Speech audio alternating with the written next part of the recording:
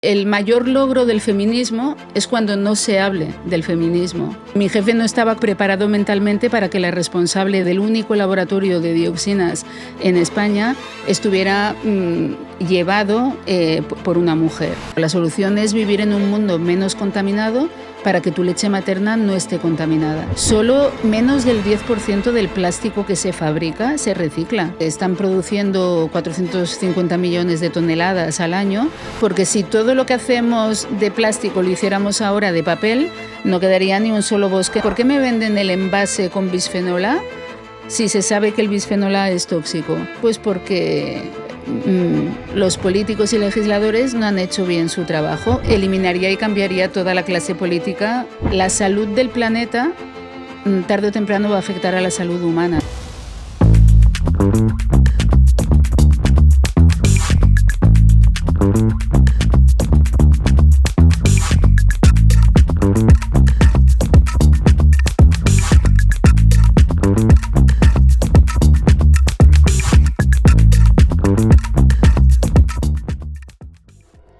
Hoy en Women by Coconut tenemos el honor de recibir a una de las grandes voces de la ciencia en España. Ella ha dedicado más de 3 décadas a investigar aquello que no vemos, pero que nos afecta profundamente. Los contaminantes invisibles que respiramos, comemos y absorbemos cada día. Doctora en Ciencias Químicas, investigadora del CSIC y actualmente directora del IDAEA del CSIC en Barcelona. Ha centrado su carrera en los contaminantes emergentes y en los disruptores endocrinos, analizando su impacto en el medio ambiente y sobre todo en la salud humana. Ha publicado más de 200 estudios científicos, ha liderado proyectos internacionales y ha asesorado a instituciones públicas sobre la urgencia de regular aquello que respiramos, tocamos y consumimos, consiguiendo ser una de las impulsoras de la ley anti-ftalatos y bisfenol A. Pero no es solo una investigadora brillante, sino que es una comunicadora, líder y una mujer profundamente comprometida con acercar la ciencia a la sociedad. Ha alzado la voz en espacios clave como el Congreso de los Diputados o medios de comunicación nacionales. Hoy vamos a hablar de ciencia, salud, sostenibilidad, vocación y propósito. Y lo hacemos con la certeza de que conocerla nos hará mirar nuestro entorno y a nosotras mismas con nuevos ojos. Hoy en Women by Coconut, Ethel El-Harrat. Bueno, Ethel, ya estamos aquí. Bueno, ya sabes que yo soy una ferviente creyente de todo lo que vamos a hablar hoy, porque soy muy, muy fan. De hecho, Coconut fue la primera marca de cosmética hablando del concepto toxic free, así que vamos a introducirnos aquí y empecemos por el principio. ¿Quién es Ethel y cómo empezaste? Bueno, quién soy a veces es difícil, ¿no?, definirse así, pero quizás sí valoro tanto los aspectos tanto personal como profesional. Yo te diría que soy una mujer luchadora, ¿no? Luchadora, pero no porque yo tenga ambiciones o haya tenido ambiciones por conseguir las cosas, sino porque a veces la vida te pone contratiempos y dificultades para poder, pues para poder seguir adelante, ¿no? Y sí que es cierto que tanto en lo profesional como en lo personal, a veces sí que he notado como que las cosas, he tenido que luchar más para conseguir lo que a lo mejor otras personas de mi entorno conseguían de una manera mucho más fácil y sencilla, ¿no? Y ahora cogiéndote este hilo, ¿por qué? ¿Por ser mujer, por ejemplo? No, no siempre te diría que por ser mujer evidentemente también ha habido sus cosas, ¿no? Pero a veces por circunstancias de la vida, otras por cómo está montado el sistema, ¿no? A nivel profesional, pero no, no solo por el hecho de ser mujer. Yo soy una persona que en el trabajo, pues mi objetivo es trabajar, ¿no? Tú eres química, ¿no? Sí. Entonces, ¿cómo decidiste entrar en el mundo de la química y entrar en un mundo tan complejo como es el de la investigación? ¿Cómo decidiste sin convertirte en investigadora?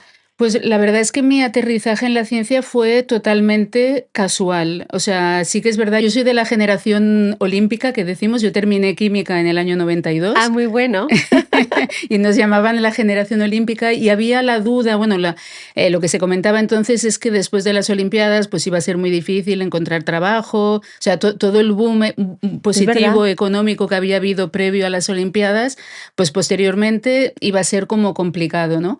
Y la verdad verdad es que no teníamos la información que tienen hoy en día los jóvenes, ¿no? De cuáles podían ser las salidas profesionales. O sea, yo estudié química porque me gustaba la química, pero sin tener muy claro a qué me iba a dedicar en el futuro. Pero en una de las asignaturas del último curso venían diferentes pues, empresarios relacionados con el mundo de la química a explicarnos su experiencia.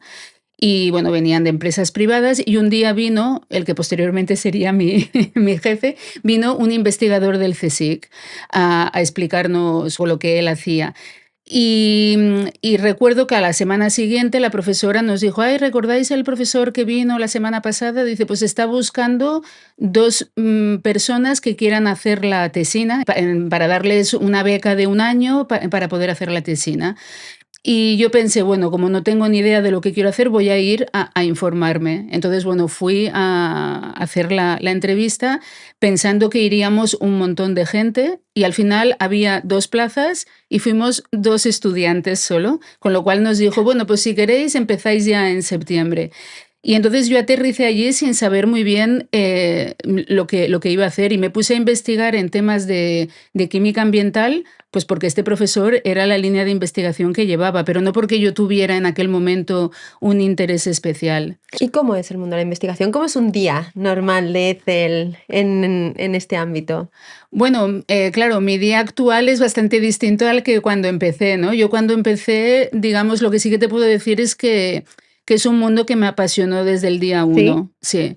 Porque, bueno, yo me especialicé en química analítica y cuando llegué al centro, claro, pude poner en práctica todo lo que había estudiado y además utilizando el mejor equipamiento que había en aquel entonces a nivel mundial, ¿no? Entonces, claro, era ese impacto de decir, ostras, es que estoy haciendo lo último que está disponible, ¿no? Y entonces aprendes, digamos, lo bueno del mundo científico para las personas que somos curiosas es que cada día aprendes cosas nuevas, ¿no? Y a veces el camino que tú tenías prefijado, pues no lo sigues porque los resultados te van llevando hacia otro camino y eso hace que el trabajo nunca sea monótono, ¿no? Cada día es como una sorpresa.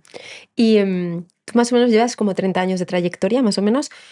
¿Qué ha cambiado del el mundo científico de ahora y hace 30 años? Yo diría que las nuevas generaciones no tienen, digamos, lo que yo digo, el aguante que teníamos nosotros, ¿no?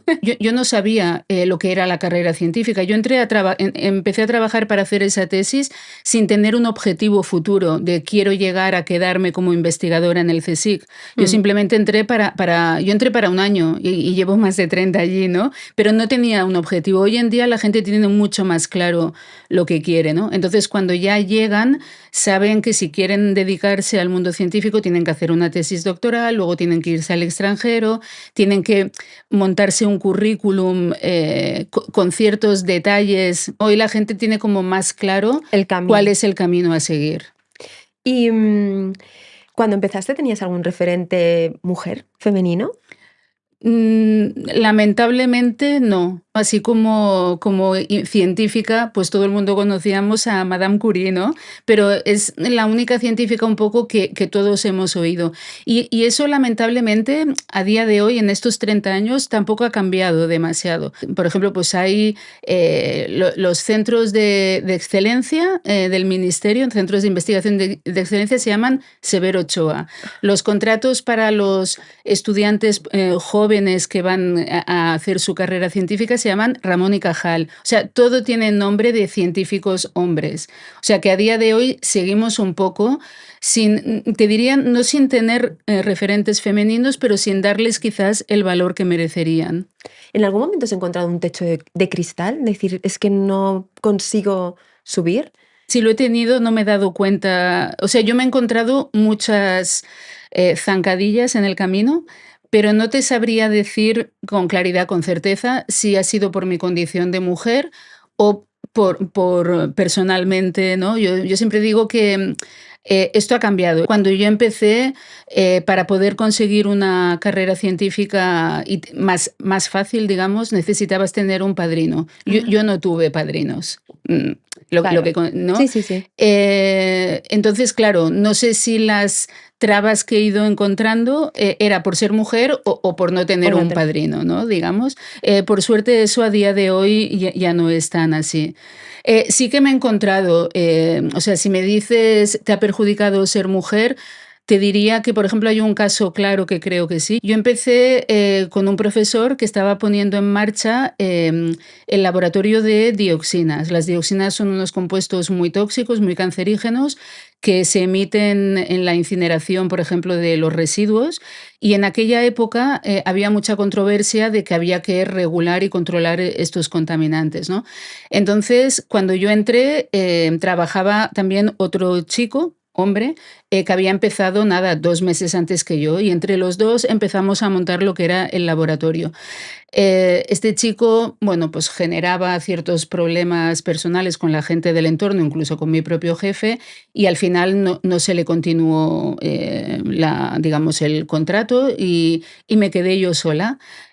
Lo lógico, sería que, pues, que yo hubiera continuado, era la que tenía la experiencia, la que estaba arrancando y poniendo en marcha el laboratorio, pero yo sí que creo que mi jefe no estaba como preparado mentalmente para que la responsable del nuevo laboratorio, del único laboratorio de dioxinas en España, Fuera una mujer. estuviera llevado por una mujer.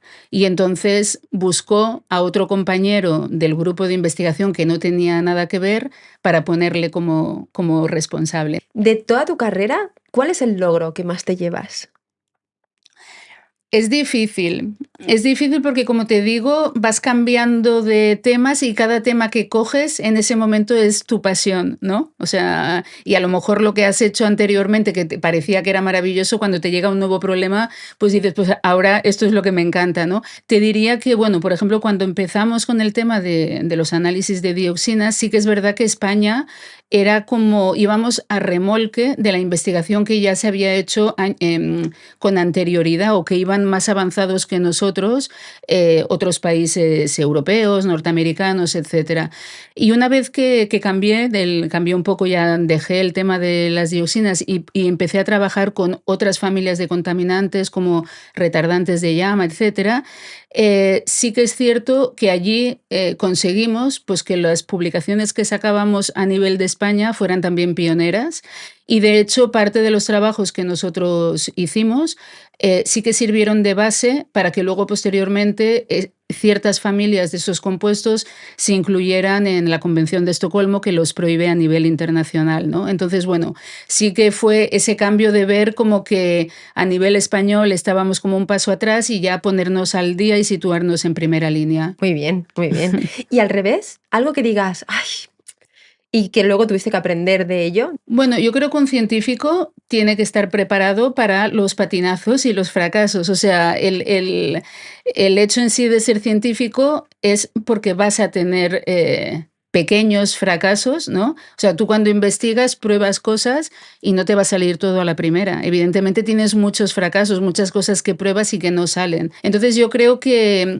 es, cuando eres científico, esa mentalidad la tienes y la aceptas, y aparte tampoco lo considero fracasos, porque también aprendes. Cuando tú haces algo que no sale, pues sabes, este no es el camino correcto, y eso te lo llevas como aprendizaje. O sea, sería un poco el tema de la resiliencia, ¿no? Que es algo con el que vas trabajando y luego que el hecho de, digamos, el error os lleva a buscar y encontrar la solución, Claro, ¿no? claro. También te nutre ese error, ¿no? Te forma y te da conocimiento de que ese no es el camino por el que hay que ir y que hay que buscar otro. ¿Cuál es el mayor desafío que has tenido o que incluso puede ser tienes a día de hoy? El mayor desafío que tuve y que ahora ya lo he conseguido, era poder montar mi propio grupo de investigación, no ir a remolque de lo que otras personas te dijeran, pues mira, tienes que investigar esto, o sea, investigar lo que a mí me daba la gana, lo que a mí me interesaba, ¿no? Y crear mi propio grupo de investigación, formar a nuevos estudiantes que serán los futuros científicos en las próximas generaciones, ¿no? Y entonces el poder dar el legado de todo lo que yo he aprendido durante estos 30 años, que no se pierdan. Por un lado sería esto, y luego ya más, entrando más en el tema científico, Yo empecé haciendo diagnosis del problema ambiental, ¿no? Pues cuáles son los contaminantes que hay en el medio ambiente, cuál es el impacto que pueden tener en los ecosistemas. Y ahora pues estoy bastante centrada en poder intentar determinar cuál es el impacto en los seres humanos, en nuestra salud. Y sobre todo dar el salto difícil y complicado, que es que de todo ese conocimiento que tenemos, que se puedan llegar a tener soluciones, ¿no? Viendo toda la parte esta de la resiliencia, lo que comentabas antes de que tú eres una mujer luchadora, seguro que ha habido momentos en los Así, que has pensado, ostras, abandonar, ¿no? Porque has tenido que trabajar mucho la resiliencia, además comentabas tú que eres una mujer luchadora, ¿no? Entonces, ¿tienes algún consejo para venirte arriba, no abandonar, seguir luchando? yo creo, o sea, a lo mejor así, en ver tanto la dificultad que había en poder establecerte como científico, sí que dije, bueno, pues voy a buscar trabajo en la empresa privada. Y aquí te diría que el tema del maltrato a la mujer en el mundo laboral, en ese sentido me vino bien, porque estuve haciendo entrevistas y concretamente en una empresa ya pasé un montón de entrevistas y me dijeron, pues sí, mira, pásate el viernes por la tarde que firmamos ya el contrato para que empieces a trabajar lo antes posible. Y voy a firmar el contrato con la persona que me había estado haciendo las entrevistas y ese día vino el jefe, el dueño de la empresa, pues para conocer. Y recuerdo que nada más entrar me dice: "Ay, y tú eres mujer". Y yo pensaba: "Sí, Sí, sí, mira, soy mujer". "¿Y tienes 25, 27 años?". Digo: "Sí". Yo pensaba: "Bueno, esto ya lo sabes del currículum cuando lo envié para la primera entrevista". Dice: "Claro, es que tú vas a estar en un departamento en el que vais a ser 2 mujeres y las 2 tenéis la misma edad. Imagínate que os da por quedaros embarazadas a los 2 al mismo tiempo. Así que creo que va a ser que no". Pero hoy en día esto pasa y y estoy segura que la chica va y pone una denuncia. Pero bueno, eso hizo que no me fuera del CSIC, porque como no había encontrado trabajo, seguí y a partir de allí las circunstancias de la vida me hicieron poder entrar en un proceso de estabilización, poder quedarme y continuar. O sea que en el fondo fue algo positivo porque en el fondo al final conseguí el objetivo que yo quería, que era poder continuar.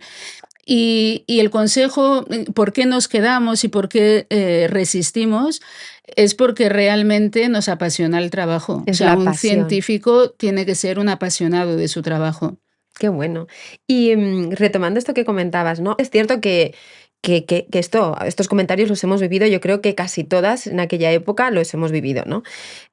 Porque además, yo siempre comento, ¿no? O sea, es peor que tengas dos científicos hombres y que los dos se rompan una pierna, o que yo creo que también es bastante factible, o sea, no es una barbaridad y es mucho peor porque no te da tiempo ni a procesarlo, ni porque es de la noche a la mañana. En cambio, una baja por maternidad La tienes puedes muchos meses para para gestionar, prepararlo. ¿sabes? O sea, el otro no, el otro es de la noche a la mañana, ¿no? Es decir, en ese proceso de estos 30 años, ¿ha habido un cambio en el ecosistema científico de Científico. cara a la mujer? Sí, yo te diría que sigue habiendo el problema de la tijera que hablamos en el CSIC siempre. O sea, en el CSIC tenemos diferentes escalas, ¿no? Entras como estudiante doctoral, luego ya eres estudiante postdoctoral, luego ya entras como científico y una vez que entras como científico hay como 2 categorías más para escalar hasta que llegas a ser profesor de investigación. Y entonces cuando haces la evolución, a día de hoy entran más mujeres que hombres, pero luego a medida que vas aumentando la escala, pues se va, bueno, es la tijera, ¿no? Que cada vez se invierte y los que llegan a profesor de investigación, pues lamentablemente la proporción de hombres es mayor que la de las mujeres.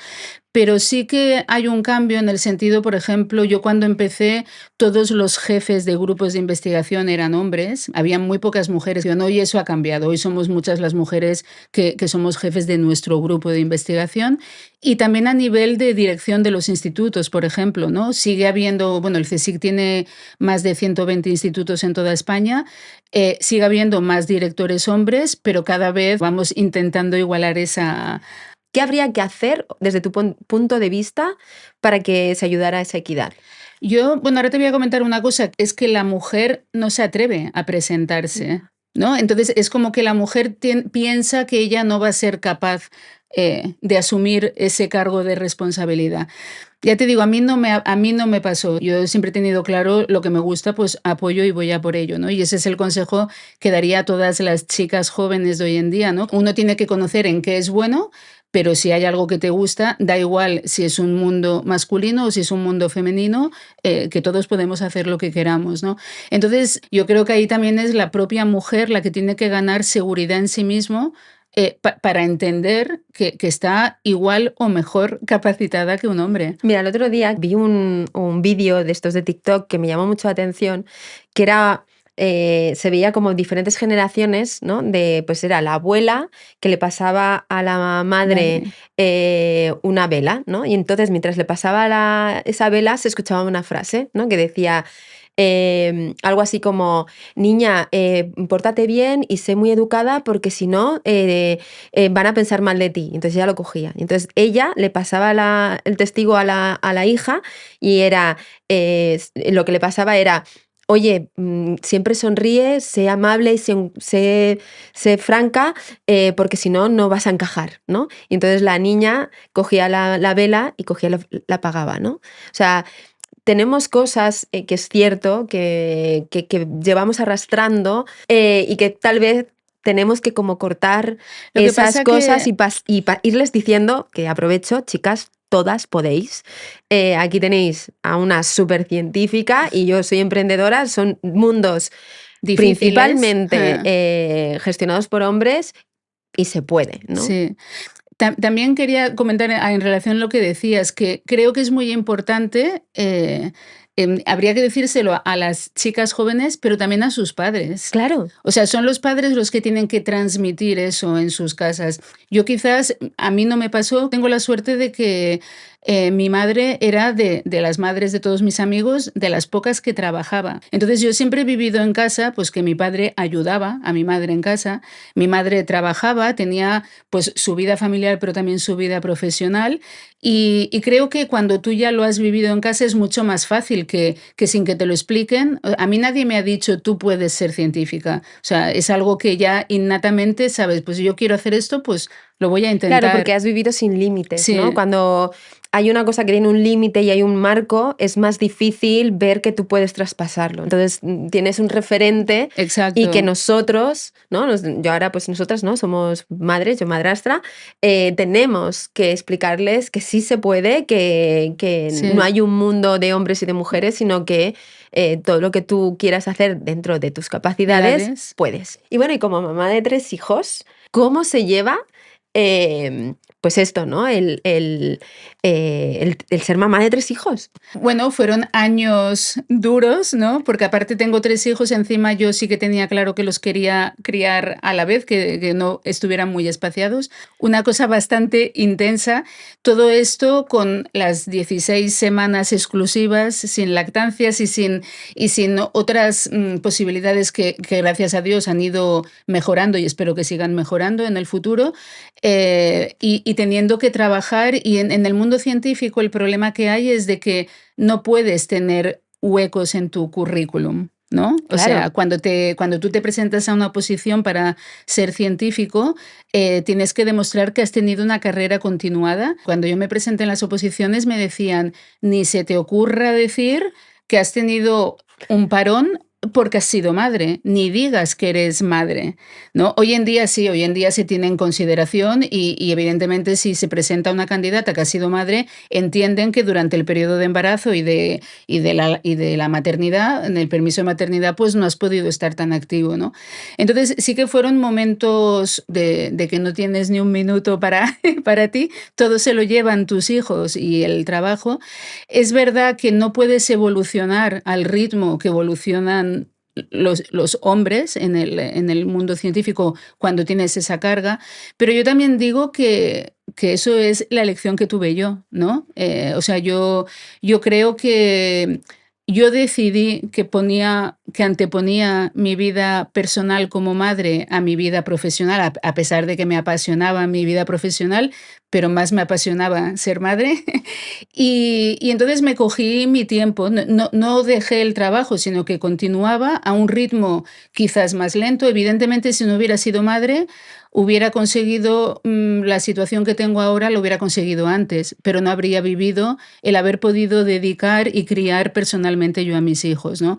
Entonces yo creo que ahí también es cuestión de que uno sepa cuáles son sus prioridades en la vida y en base a eso, pues decidir. Yo no me arrepiento de haber tenido que esperar quizás unos cuantos años más a progresar en mi faceta profesional, porque ahora, pues gracias a Dios, tengo las dos cosas completas, ¿no? Mi vida familiar y mi vida profesional. ¿Y tú crees que estamos en un punto a nivel de conciliación que os ayuda de una forma óptima para poder conciliar ambas vidas? ¿O todavía habría que hacer algún paso más? Siempre hay medidas que pueden facilitar y ayudarte en que sea más fácil el poder compaginar ambas cosas. Pero un poco es lo que te decía, uno tiene que saber qué es lo que prefiere. Uno no puede hacerlo todo en la vida. Yo no quería ser la típica madre que contratas a la canguro para que te lleve y te recoja a los niños del colegio. Quería ser yo, quería llevarlos yo, recogerlos yo, conocer a sus amiguitos y vivir esa crianza con ellos. Claro, según qué cargo de responsabilidad, es incompatible, pero es incompatible en una mujer y en un hombre. El hombre lo hace y nos parece normal, pero desde mi punto de vista, el hombre se está perdiendo la crianza de sus hijos también. Claro, totalmente. Me gustaría saber, desde una perspectiva científica, ¿qué es el feminismo? Uf, qué pregunta. Claro, ¿cómo lo definirías? Bueno, yo el feminismo, yo te diría, no sé si a nivel científico, te digo a nivel de lo que yo creo. Yo para mí el feminismo no son palabras, sino es la realidad. O sea, para mí el mayor logro del feminismo es cuando no se hable del feminismo, ¿no? O sea, cuando no tengas que comentar si hay igualdad o no hay igualdad, porque entonces será que la hay y que no hay esa diferencia. Entonces yo creo que lo que tenemos que hacer es intentar llegar a esa situación, no hablar tanto de feminismo, sino actuar más para que de aquí a unos años ya nadie piense, ¿no? En si eres hombre o mujer. Y, por ejemplo, a veces me preguntan, ¿no? ¿Tú estás a favor de las cuotas, ¿no? de Sí, género?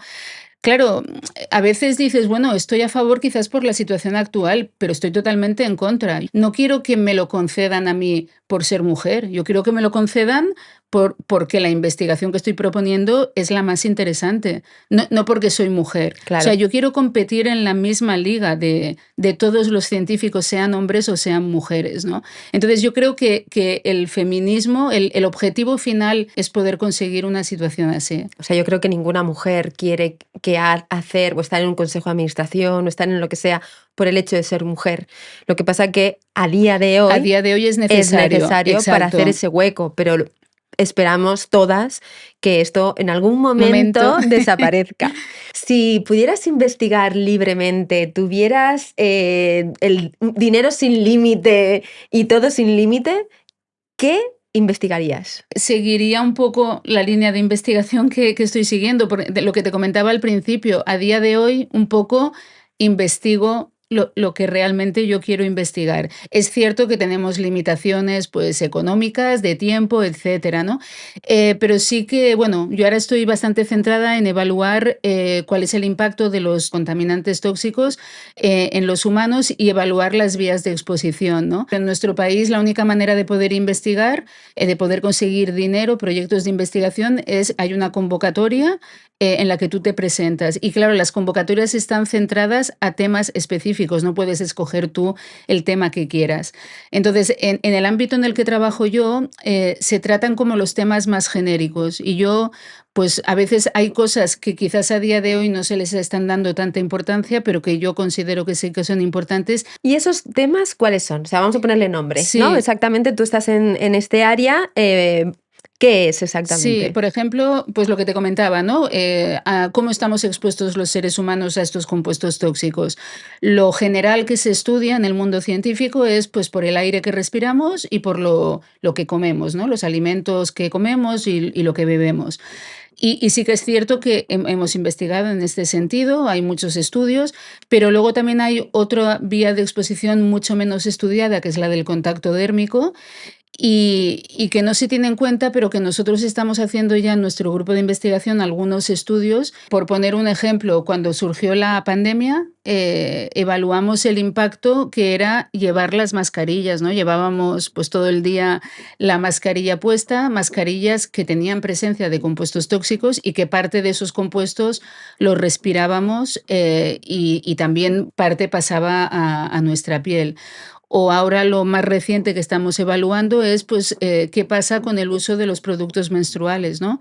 Son productos que también tienen presencia de tóxicos, que están en contacto directo y qué nos va a pasar cuando esos compuestos llegan a nuestra piel, atraviesan y llegan al interior de nuestros organismos o no.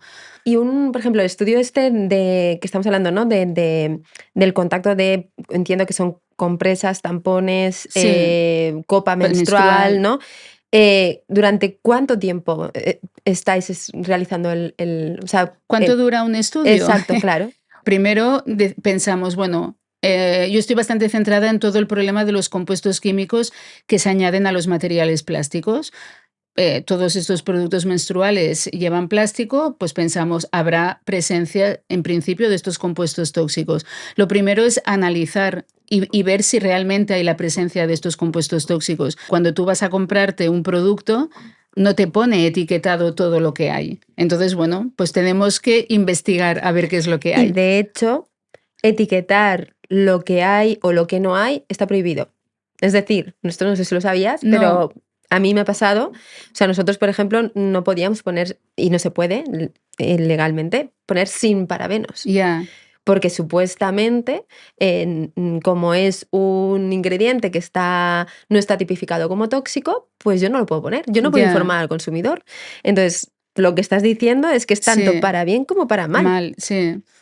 Bueno, pues lo primero, eso, pues desarrolla los métodos para poder llegar a detectar. Necesitas métodos analíticos muy complejos para poder llegar a detectar estas cantidades. Entonces, una vez, ahora hemos terminado el estudio y hemos visto que hay presencia de diferentes compuestos. Entonces, hacemos una evaluación de riesgo, ¿no? Entonces, ahora hemos hecho la evaluación del riesgo en la peor situación posible, ¿no? Si todo lo que hay en la compresa, en el tampón, en la copa menstrual, llega a pasar a nuestro cuerpo, ¿habría riesgo o no? Entonces, si vemos que sí que puede haber riesgo, es cuando vamos al siguiente paso. El siguiente paso es qué parte de lo que hay en la compresa realmente llega, se desprende de la compresa para llegar a nuestra piel y una vez que llega a nuestra piel es capaz de pasar las diferentes, la dermis, epidermis, etcétera, para llegar dentro, ¿no? Entonces, cuando sepamos qué cantidad llega dentro, pues sabremos el grado de exposición al que estamos. Y luego también hacéis un análisis de exposición a largo plazo. Sí, bueno, las evaluaciones de riesgo que se hacen para este tipo de contaminantes siempre tienen en cuenta esto, ¿eh? O sea, tú por ponerte una compresa un día no te va a pasar absolutamente nada. Claro. Por comerte un pescado contaminado no te va a pasar absolutamente nada. El problema de esta contaminación es que estamos expuestos por diferentes vías cada día de nuestra vida a pequeñas cantidades. Entonces, sí que hay, bueno, en ciencia, no lo hemos comentado, pero lo bonito de la ciencia también es que haces trabajo en colaboración con otros científicos, ¿no? Y cada uno entiende de su, De de su su área. campo. Entonces, hay los científicos que se dedican a evaluar cuál puede ser el impacto toxicológico, ¿no? Yo soy más analista, luego hay la parte que mira más los efectos tóxicos, y entonces sí que para ciertos compuestos existen como unas dosis diarias permitidas que si estás expuesto cada día de tu vida a una dosis como la establecida o inferior, no tendrías que tener problemas a medio o largo plazo. Pero si la superas, sí. Entonces, bueno, nosotros hacemos con los datos que tenemos y fiándonos de estas dosis tolerables, podemos llegar a determinar si puede haber riesgo o no. Vamos a hablar de esas dosis tolerables. Es que me encanta este tema. Y digo lo de dosis fiables. Pero estamos teniendo en cuenta las dosis tolerables de ese producto. No estamos teniendo en cuenta de que en nuestra vida, en tu estudio, puede ser sí, ¿no? Pero lo que se tiene en cuenta en las legislaciones es sobre ese producto. No está teniendo en cuenta que tú estás en contacto con un montón Miles de productos. Exactamente, ¿no?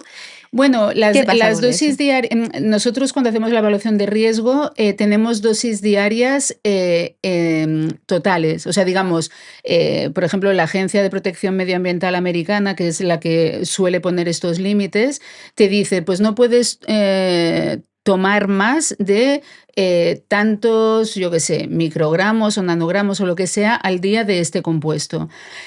Claro, nuestro papel es, tenemos que detectar todas las posibles vías de exposición en lo que comemos, en lo que respiramos, en las compresas que utilizamos, en la mascarilla que nos ponemos, o sea, no quedarnos solo en lo básico, sino evaluarlo todo y sumarlo.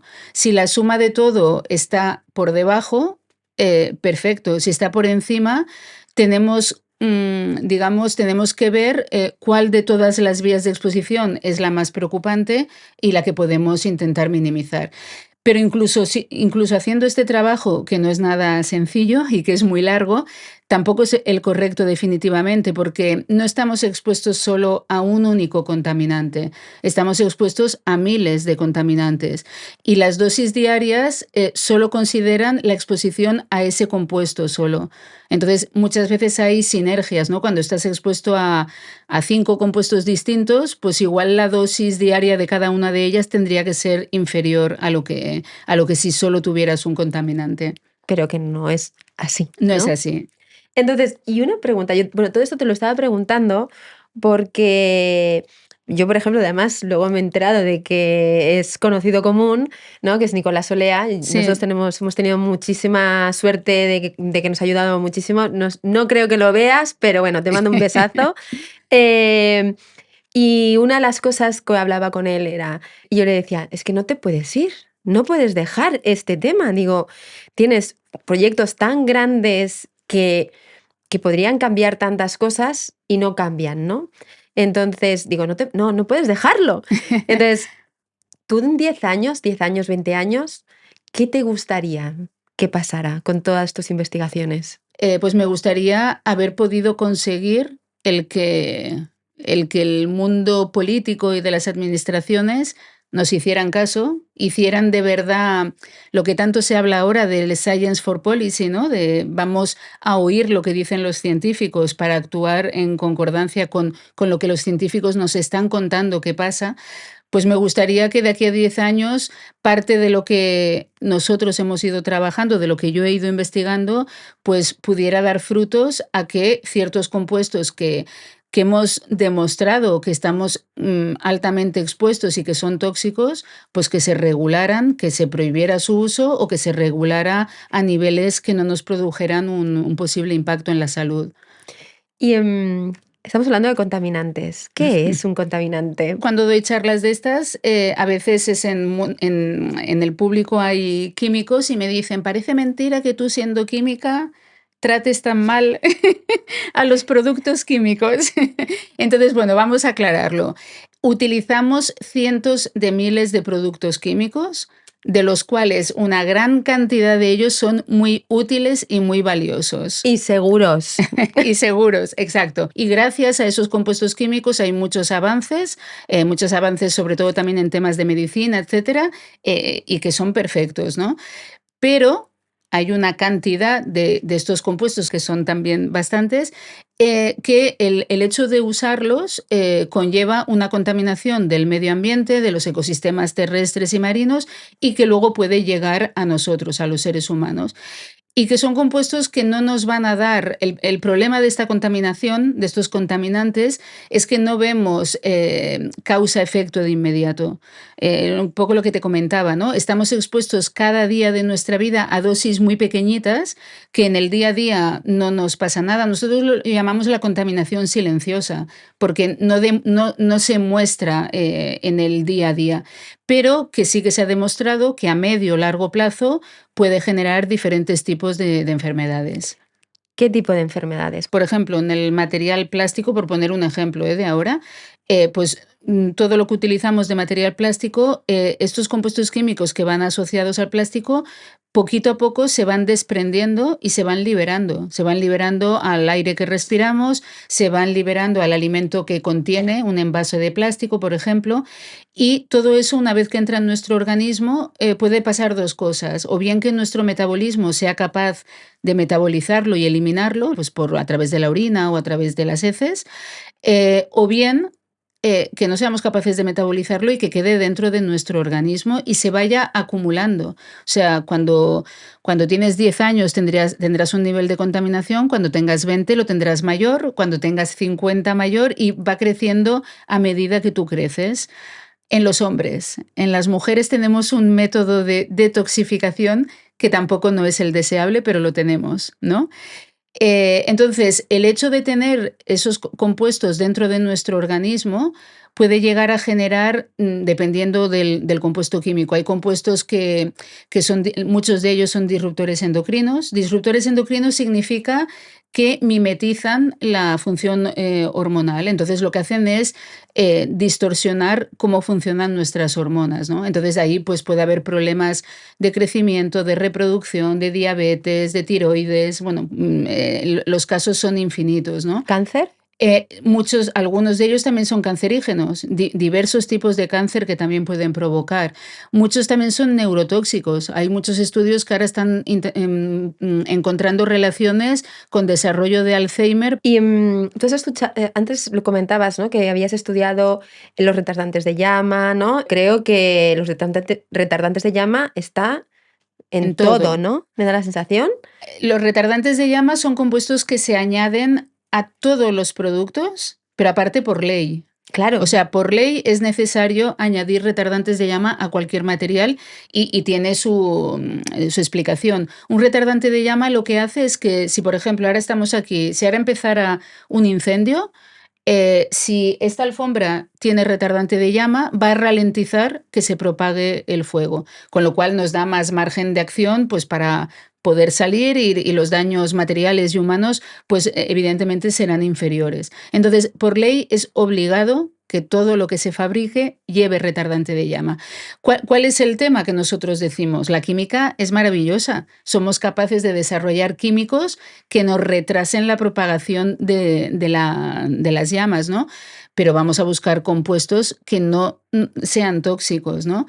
Entonces, de los diferentes retardantes de llama que hay algunos, los que eran bromados, que los estudios que hicimos pues fueron pioneros y dieron paso a que, junto con otras investigaciones de otros investigadores, se legislaran y se prohibiera su uso. Tenemos otras alternativas de retardantes de llama, pues vamos a utilizar las alternativas sanas.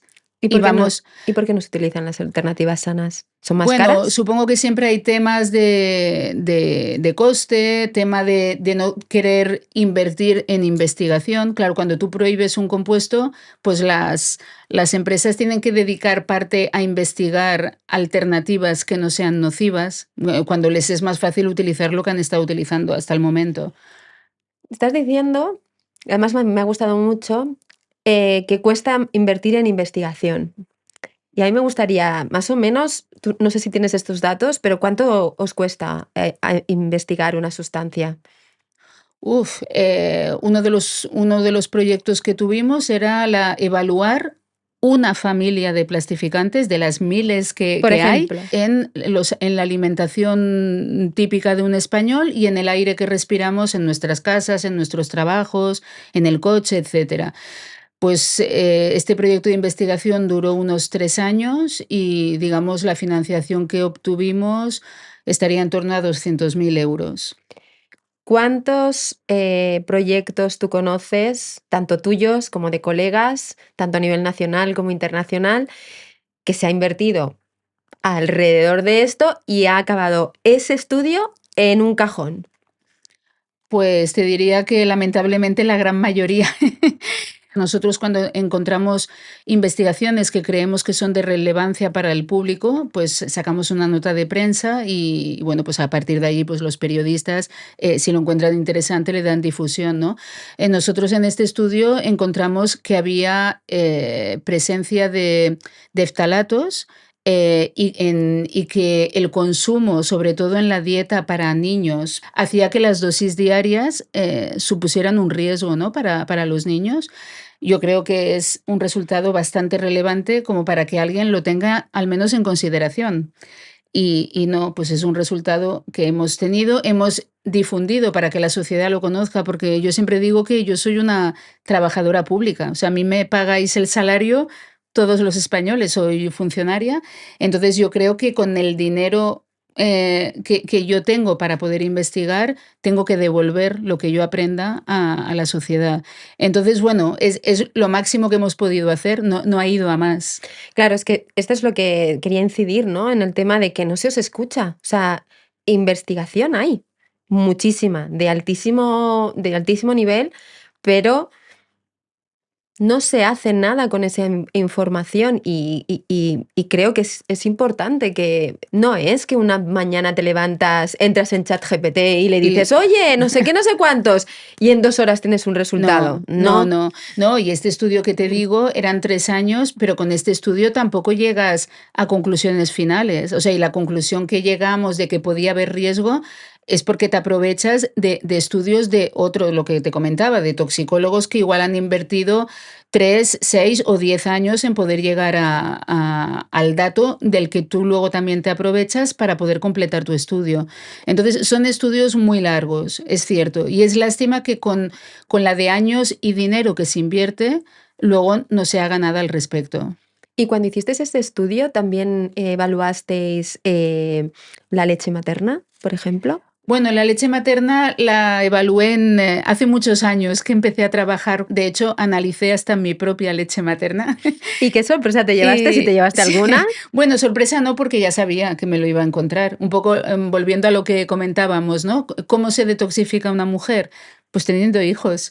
Porque cuando tienes hijos, parte de la contaminación que tú has acumulado, parte se la transfieres tanto a nivel de placenta como luego dando la leche materna. Toma, espera un momento. O sea, así que, perdón, es que ahora mismo acabo de entrar en shock. O sea, tú sabes que hay un movimiento de mujeres que se comen la placenta. O sea, es terrible hacer eso entonces, además también.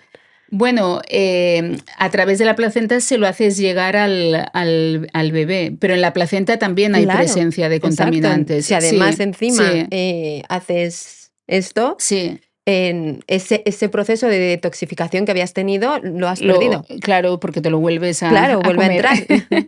Sí.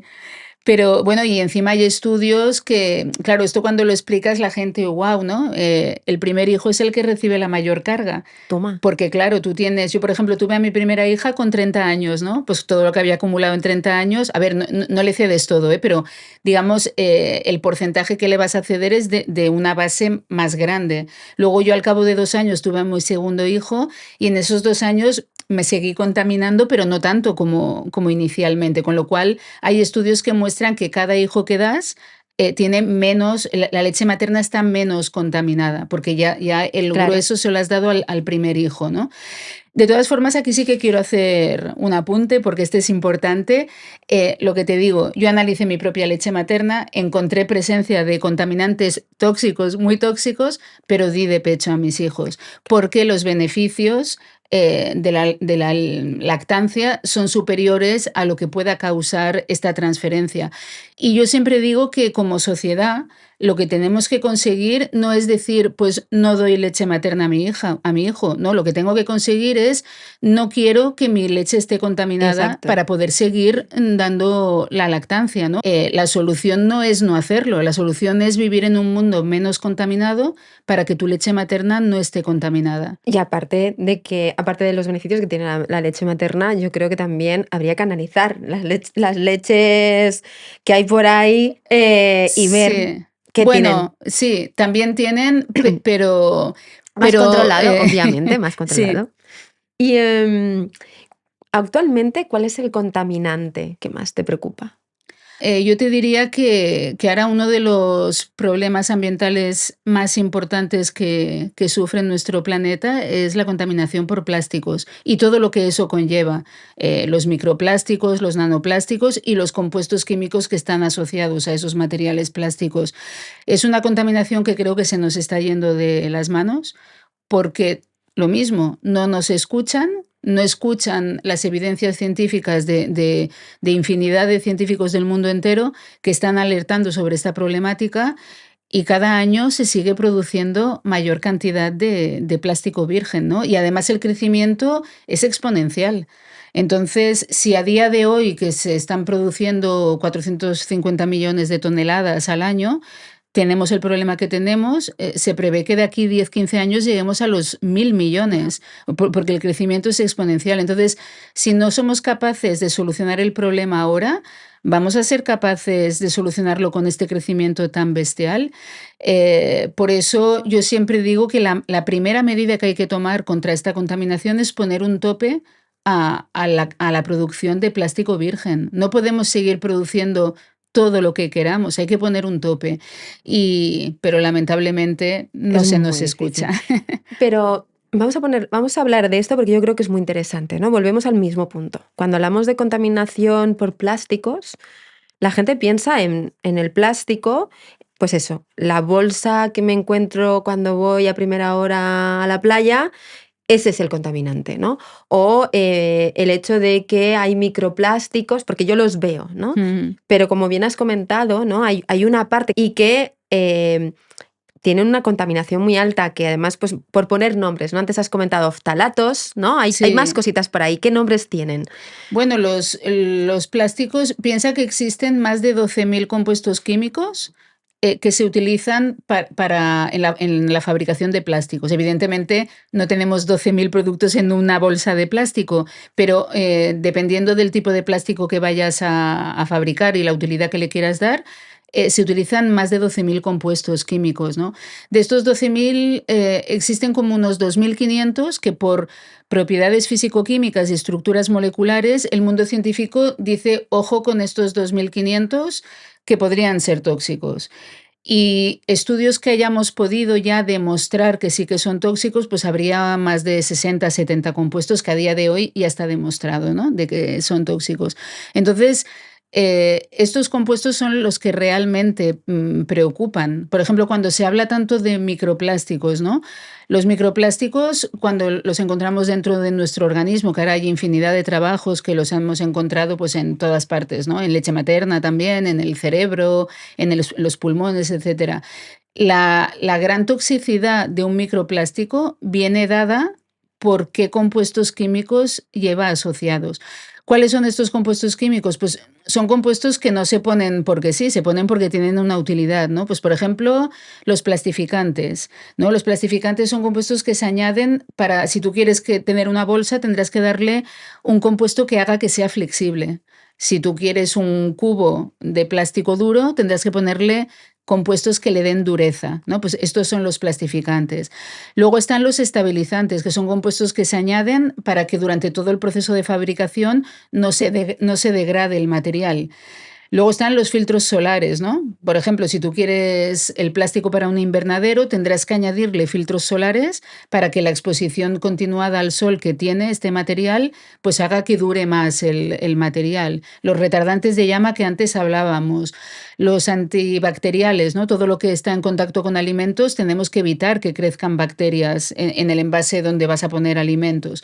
Todos estos compuestos son lo que llamamos compuestos químicos asociados al plástico. Y si yo cojo un tupper, ¿vale? Lo Sí, cojo y lo voy a meter en el microondas y le doy a que se caliente. sí. ¿Qué pasa ahí?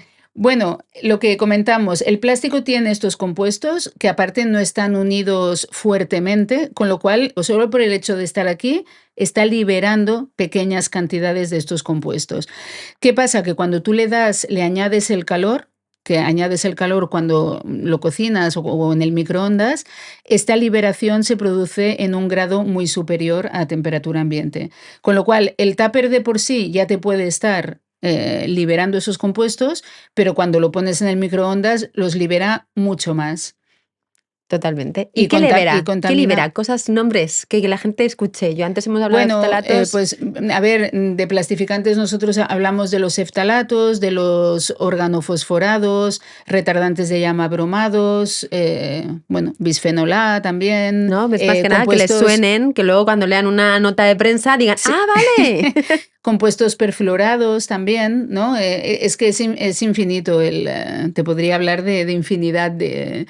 Pero bueno, estamos centrados aquí hablando de lo del plástico, pero el tema de los compuestos químicos, por ejemplo, también hay todo el tema del uso de pesticidas, ¿no? También Mm, cuando nos comemos fruta y verdura, pues tendríamos que pensar en qué pesticidas hay allí, claro, ¿no? Que ¿no? además antes comentábamos que los agricultores tienen mucha razón, ¿no?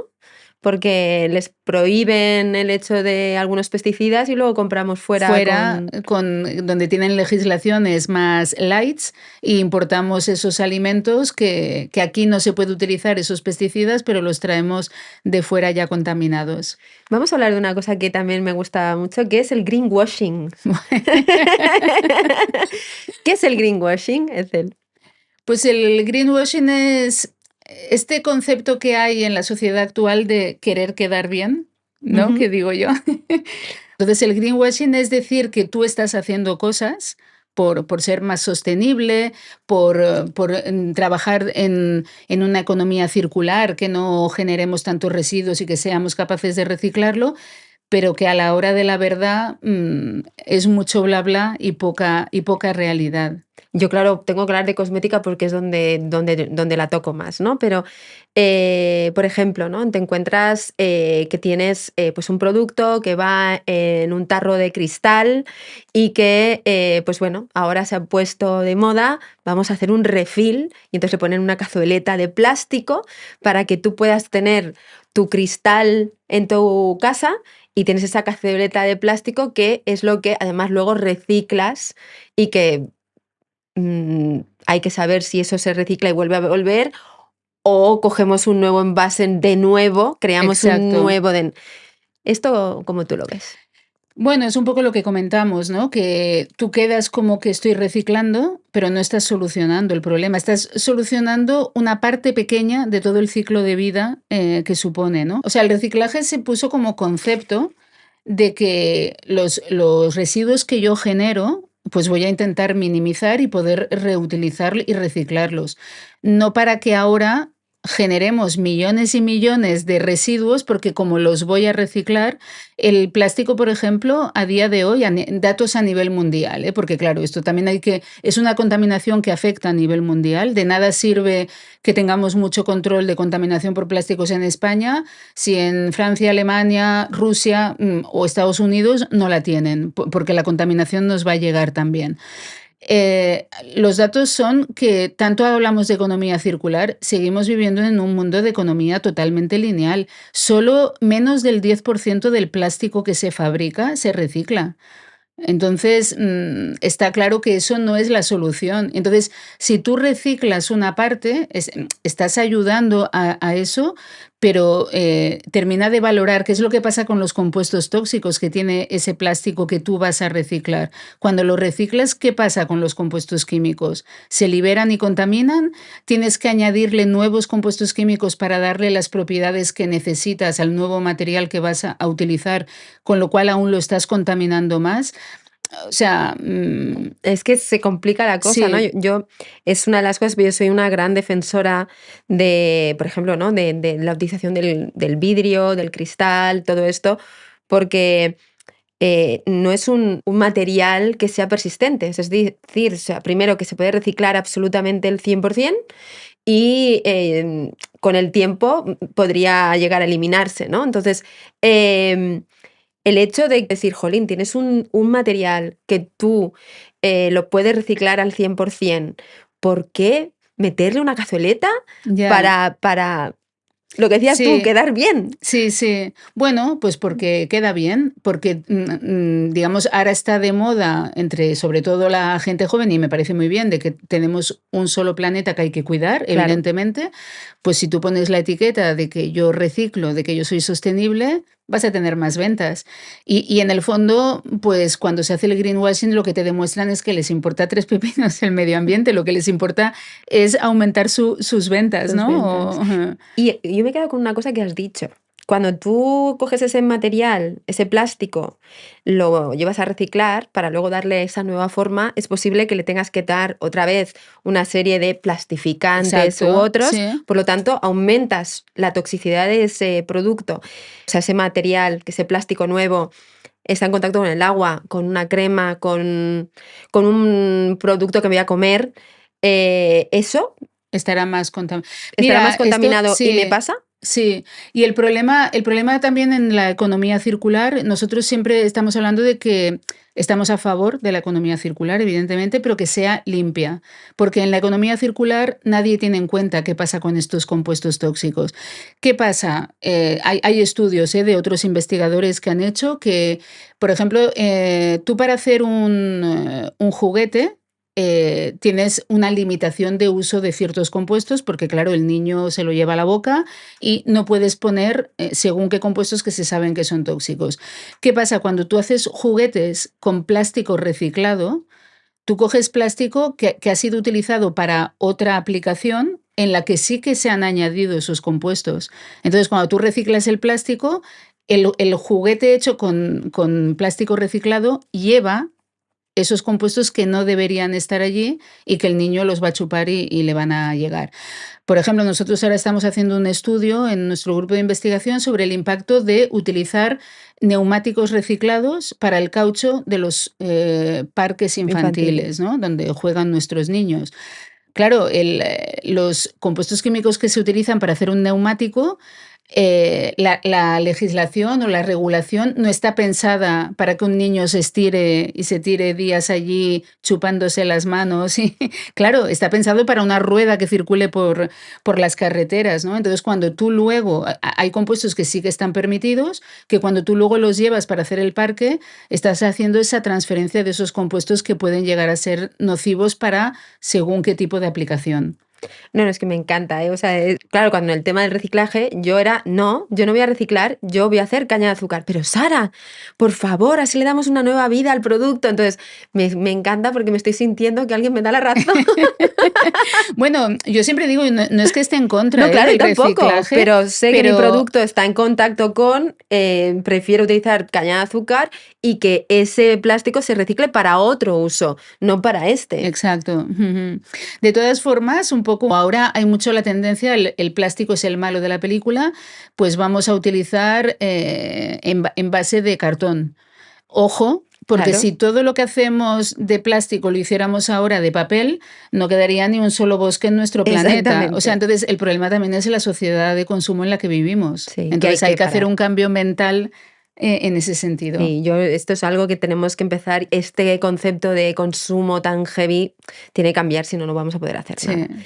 Y para que, como a ti te pasa lo mismo que a mí, que cuando hablan con nosotras todo el mundo sale así, pues ¿qué te parece si hacemos un tema, ¿no? Que sería, por un lado, qué alimentos y hábitos nos exponen más y qué nos expone menos, ¿no? ¿Qué cosas podríamos hacer para que nos expongan menos, ¿no? El hecho de poder elegir y decidir qué cositas para tener una menor exposición, tanto como más como menos. Sí, bueno, a ver, por ejemplo, en tema de alimentos, en el tema de los contaminantes estos persistentes que hablamos, ¿no? Que entran dentro de nuestro organismo, se acumulan, los estudios muestran que, digamos, la parte de alimento, todos tienen su parte de contaminación, pero sobre todo sería el pescado, ¿no? Entonces, a mí siempre me preguntan, ¿y tú comes pescado? Digo, sí, sí que como pescado, pero sí que te diría que hay una cosa que intento evitar que son los mejillones. Toma. Mira, me acabas de... Y yo pensaba que me ibas a decir el atún, ¿sabes? No, Porque todo el mundo está bueno, con el tema claro, del atún. claro, el atún pero por ejemplo, el mejillón es un filtrador de agua. Claro, es verdad. Entonces va acumulando, va quitándole todo lo que tiene el agua de contaminantes, se lo va quitando y se lo queda a él. Entonces, bueno, pues con un plato de mejillones, pues igual te contaminas lo que te contaminarías a lo mejor pues con no sé cuántos platos de otro pescado, ¿no? O sea, si hay que... Yo estoy en contra, lo que decíamos antes de la leche materna, estoy en contra de decir no comas esto. porque no lo voy a comer. No Claro. contamines el mar y así lo podré comer sin que esté contaminado. Pero bueno, dada la situación en la que vivimos, yo mejillones es lo que personalmente, no quiere decir que nunca los coma, pero sí que Pero bajarías intento, el ritmo. Y sí. entonces, por ejemplo, el tema del atún, que hay como tanto panic mode, ¿no? Ahora Sí, mismo, bueno, el atún y varios grandes, ¿no? pescados, salmón quizás también. Bueno, es O que sea, el hay sushi lo varios. tenemos que ver una vez al mes, ¿no? Sí, bueno, el pescado es de lo que suele estar más contaminado de estos tipos de contaminantes. Claro, si hablamos de pesticidas, serían frutas y verduras, Claro. ¿sabes? O sea, el problema un poco es que dependiendo en qué te centres, todo tiene su grado de contaminación. Pero bueno, también para no ser hipocondríacos, tenemos que comer, tenemos que Y respirar, vivir. entonces hay que vivir, ¿no? Exacto, y hay que hacer. Yo de la información que tengo, por los estudios que hemos hecho, hago lo de los mejillones y otra de las cosas que también hago o dejo de hacer es la típica bolsa de palomitas que metes en el microondas. Esa no la tomes. No lo hagáis. No lo hagáis porque estas bolsas tienen un recubrimiento de los compuestos perfluorados que lo que hacen es evitar, son antiadherentes. Claro, tú cuando pones la bolsa, bueno, las palomitas empiezan Sí, allí y si no hubiera esta capa que recubre la se bolsa, se pegaría. quedarían pegados y no los podrías sacar. Entonces ponen esta capa para que luego tú abras la bolsa y puedas sacar las palomitas de dentro. Y también pues vi un estudio hace muchos años que una simple bolsa de palomitas equivalía a lo que comías tú en toda una semana, ¿no? De exposición. Pues bueno, pues lo evito. ¿Qué papel crees que juega la industria, pues desde la cosmética, la textil? ¿Vale? Que la textil, antes hablábamos de una compañera, ¿no? Que hemos dicho, oye, qué sandalias tan chulas. Y nos ha dicho 3 euros o algo así, o 4 euros en Shein, Shane. ¿no? Eh, Tienen esta contaminación que le llamabas tú silenciosa. Bueno, la industria, su objetivo es ganar dinero. Entonces, bueno, contra más barato sea todo lo que utilizan, pues mejor, ¿no? Y ellos, lamentablemente, no están por la labor de incrementar sus costes por incrementar seguridad, ¿no? Entonces, bueno, yo siempre digo que sería bonito que, bueno, por ejemplo, como tu caso, ¿no? Que haya una iniciativa personal que diga, no, yo quiero hacer fabricar cosas que sean sanas y que no produzcan este problema, pero lamentablemente en el grueso de hoy en día, pues no funciona así. Y entonces yo siempre digo que para eso están las administraciones y nuestros políticos y las legislaciones. Para eso está, ¿no? Para legislar. Si tú de propia, digamos, por tu decisión personal no vas a optar por el camino correcto, pues que haya una ley, una normativa que te obligue a actuar de la manera como tiene que ser. Me estás contando, ¿no? Esta parte de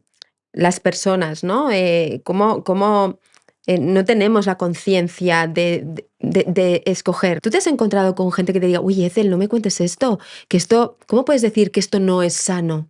¿Cómo puede haber cosas ¿no? Sí. ¿Cómo puede haber cosas que no están legisladas o que sí que están legisladas, pero como buenas y no se ha actualizado? ¿Cómo te lo encuentras Bueno, con ese esto perfil? sí, esto en charlas o así, bueno, lo primero es wow, ¿no? No sabía. El problema es el desconocimiento de esta situación, ¿no? El grueso de la población no sabe que hay esta contaminación silenciosa que nos está dando. A ver, el índice de enfermedades, pues como cáncer o etcétera, existe una relación de mayor contaminación, mayor índice de casos, ¿no?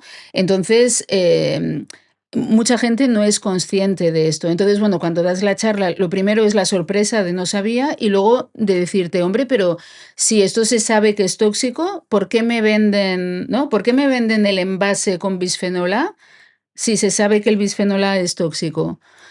Pues se vende, pues porque los políticos y legisladores no han hecho bien su trabajo. Los motivos de presiones de lobbies o lo que sea ya es otro tema, Pero la respuesta es, quien tenía que hacer su trabajo no lo ha hecho correctamente.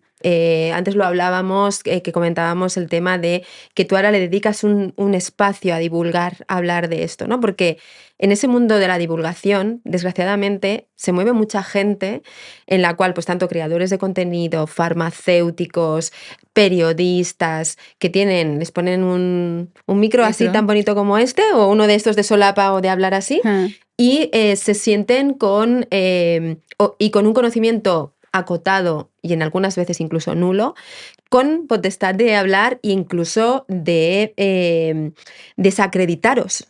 A mí me llama la atención que salgan farmacéuticos, que salgan periodistas hablando de que, oye, Sara, que los parabenos no son tan malos, ¿eh? O que, pues esto, ¿no? Que los plásticos o el microplástico, bla, bla, bla, bla, bla, que hay un montón, ¿no?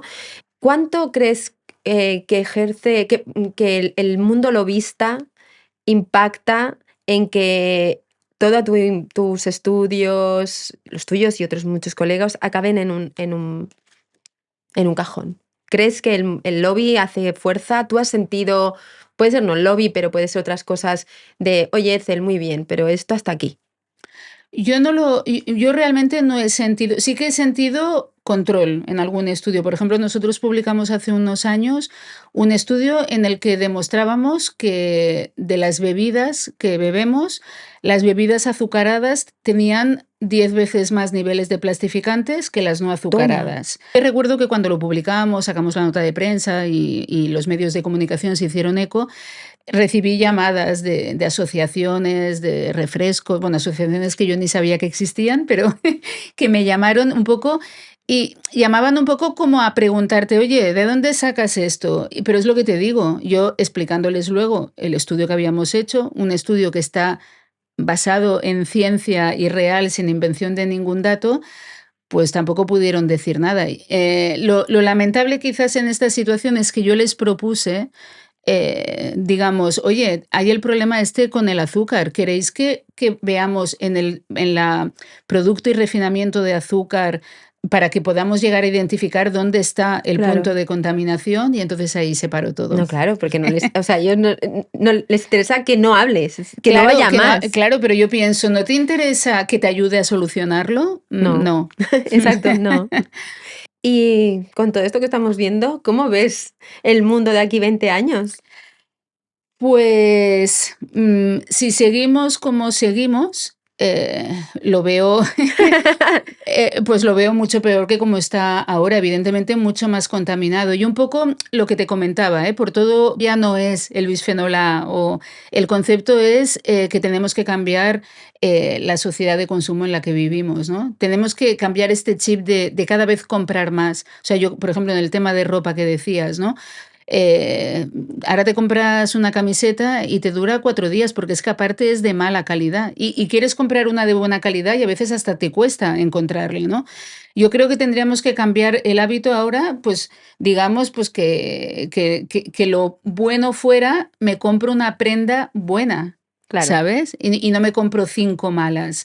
Y yo creo que todo esto realmente, con temas de marketing y tal, la gente que entiende y sabe de esto, nos puede dirigir a la sociedad como Claro, quieran, ¿no? totalmente. Igual que nos han dirigido a que nos cambiemos de móvil cada año, pues nos podrían dirigir hacia otro tipo de consumo que no fuera como el actual. ¿Qué avance científico que no existe, pero que te encantaría que existiera?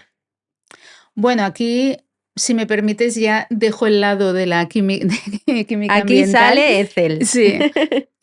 Yo creo que lamentablemente todos nosotros hemos tenido, tenemos o tendremos algún caso cercano de cáncer en nuestras familias, ¿no? O familias, amigos o conocidos. Entonces yo creo que el mayor éxito que puede haber o que podría haber a día de hoy es que hubiera una cura de la enfermedad y una cura que, bueno, aparte de que fuera cura, que no fuera tan malo, tan dura y tan difícil, ¿no? Como los tratamientos actuales que aunque te salves, pues te dejan 2 años que casi ni existes y que luego te deja secuelas, ¿no? Entonces, bueno, yo creo que eso sería un avance bastante importante.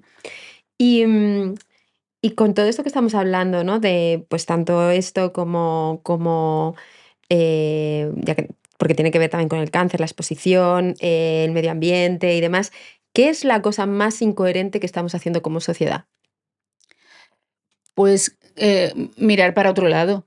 Claramente, claro, todos conocemos realmente cuál es el problema, pero no lo atajamos, ¿no? Yo esto a mis hijos siempre les digo, los problemas no se solucionan por arte de magia. Cuando tengas un problema, tienes que atajarlo y buscar la solución. No se va a solucionar porque sí. Entonces, hay un problema medioambiental o en este caso, por lo que estamos hablando, no se va a solucionar porque sí, o sea, es que hay que atajarlo. Entonces, mirar hacia otro lado, yo creo que es el mayor error que estamos teniendo. Y el querer disfrazarlo, volviendo a lo que hablábamos antes, de que sí que estamos haciendo cosas, de que reciclamos mucho y de que el greenwashing que hablábamos, ¿no? Puede ser esto es por desconocimiento, que lo dudo, pero en el caso de que fuera desconocimiento, ¿qué, qué es esa cosa que no sabemos como sociedad y deberíamos de saber para intentar cambiar esta situación?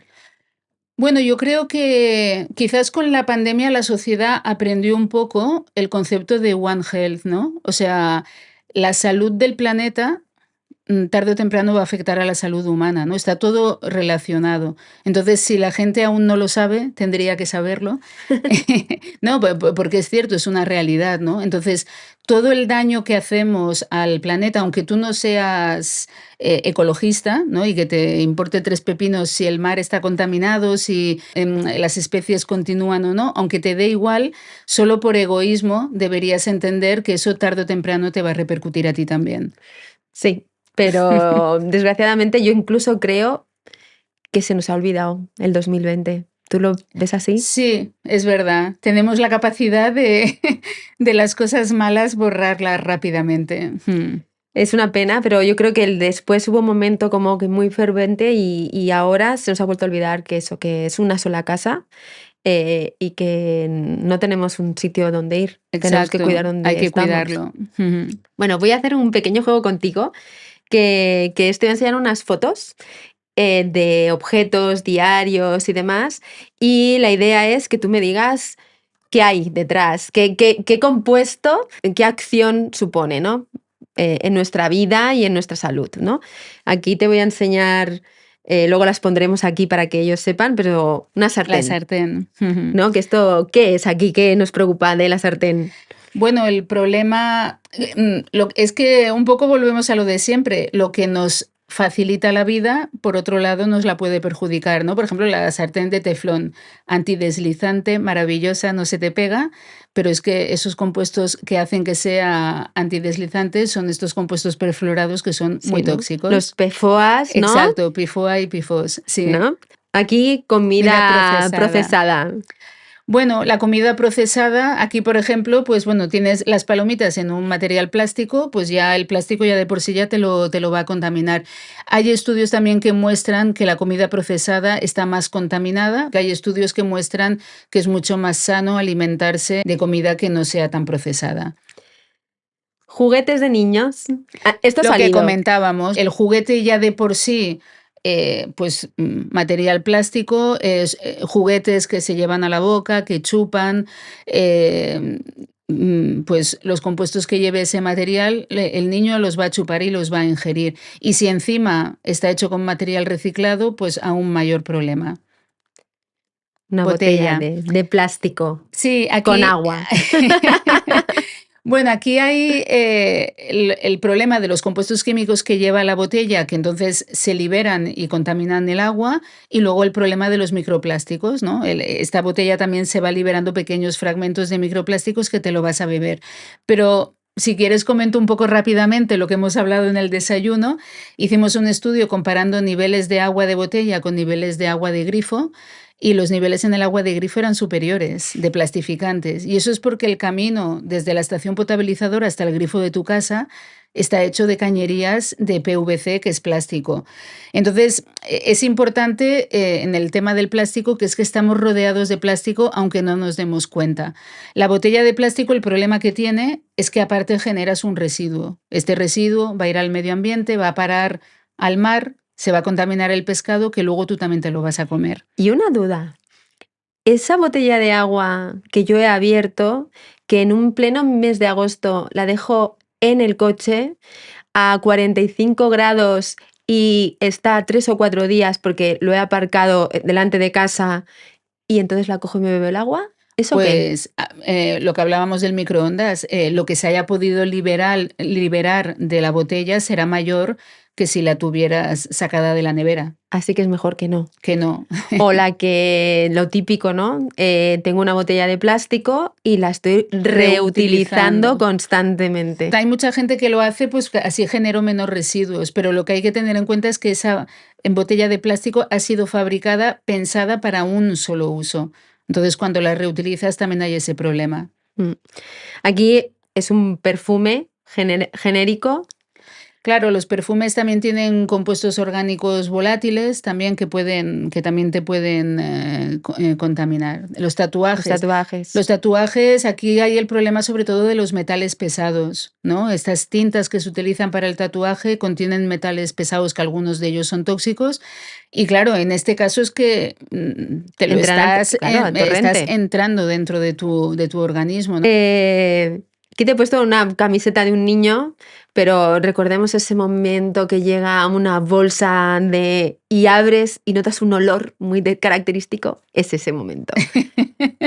Bueno, en ropa un poco lo que comentábamos antes, ¿no? De Shein, por ejemplo. A ver, todo el textil tiene presencia de compuestos, por lo que hemos dicho, ¿no? Porque se añaden compuestos que tienen su utilidad.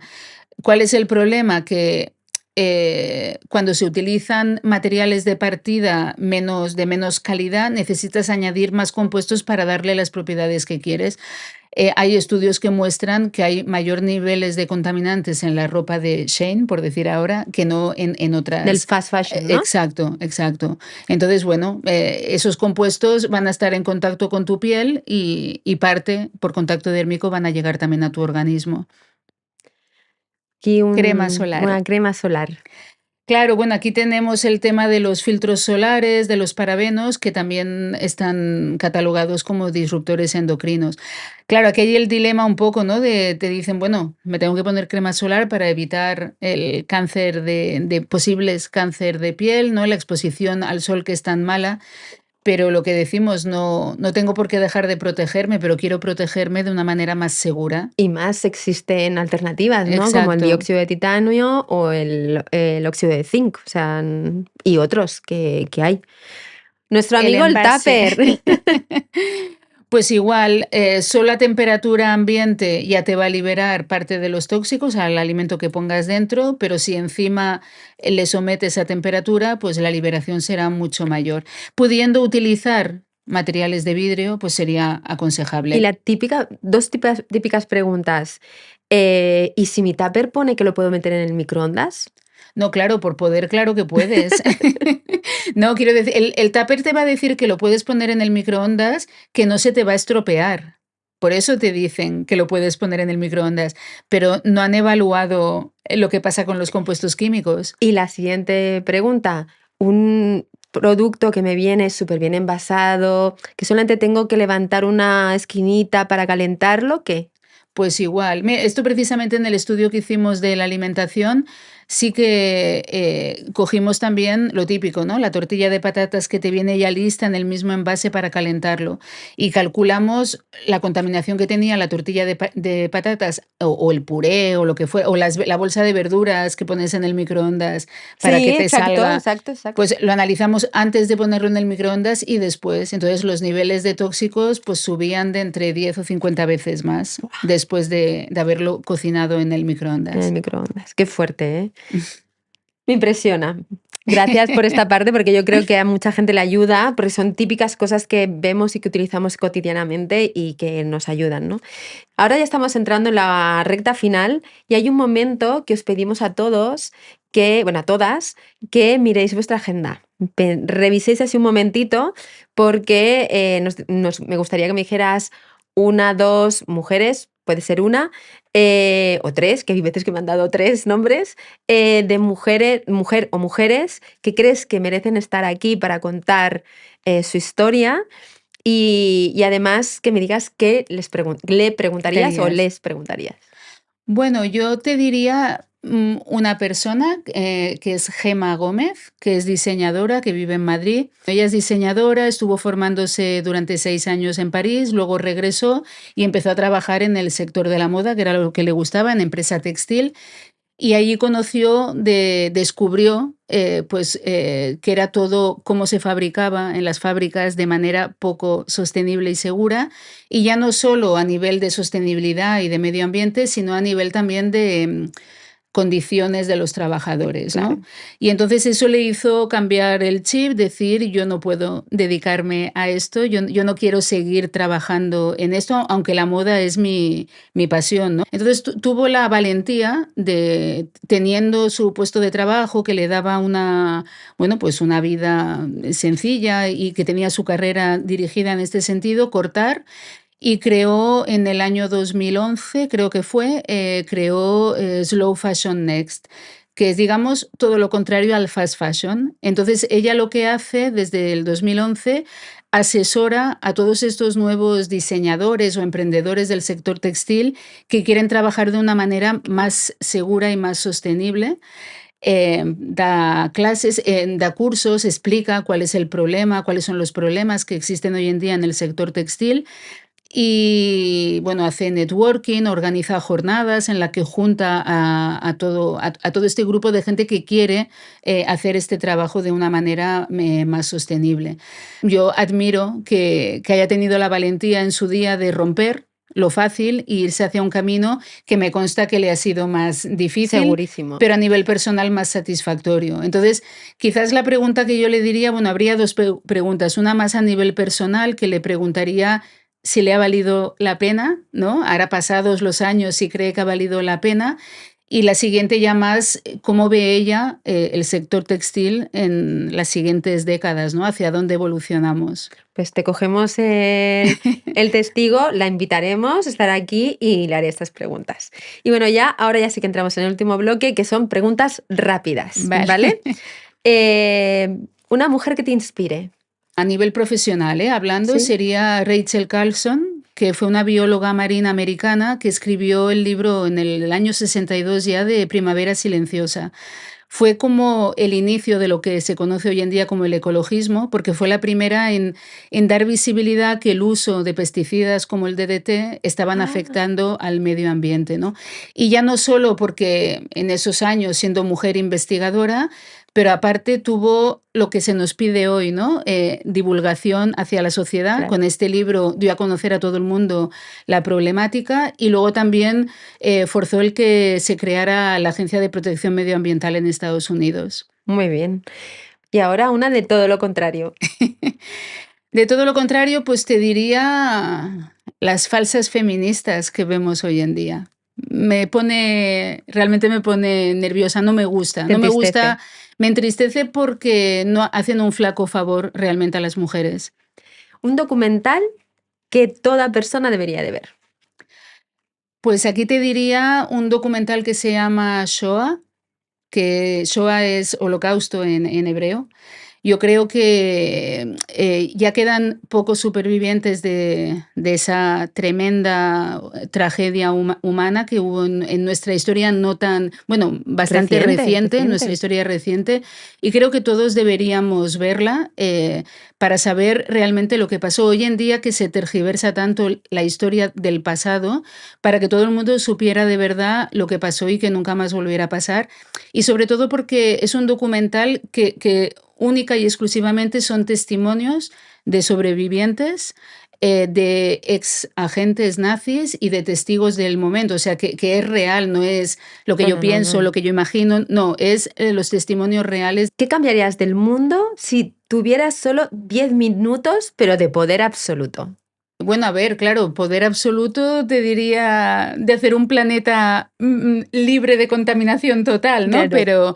Pero bueno, siendo un poquito más realistas y no teniendo tantísimo poder, te diría, bueno, ahora voy a ser un poco drástica, pero quizás eliminaría y cambiaría toda la clase política de hoy en día. Tenemos políticos que creo que no se toman en serio cuál es su función y para qué están allí. Yo ya no hablo ya ni de derechas, ni de No, no, no, izquierdas, ni claro, de centro, claro. simplemente de gente que estuviera concienciada Y, en cuál es su función y aquí. preparada. Y preparada, evidentemente. Totalmente, muy buena, ¿eh?